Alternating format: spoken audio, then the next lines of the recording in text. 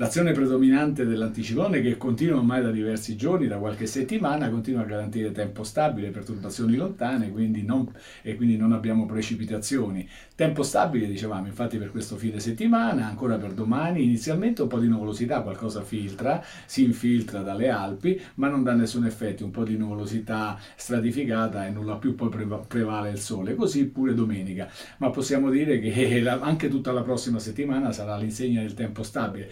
L'anticiclone però favorisce il ristagno delle masse d'aria, questo non giocherà a favore naturalmente per l'accumulo del materiale inquinante che produciamo, quindi attenzione, la prossima settimana avremo delle nebbie durante le prime ore del mattino in pianura che col passare dei giorni saranno sempre più insistenti e i venti infatti saranno molto deboli. Le temperature sono addirittura al di sopra della media, valori massimi 8-10 gradi, valori minimi che per adesso si assestano intorno ai 0 gradi, qualche decimo sotto i 0 gradi, però nulla di più.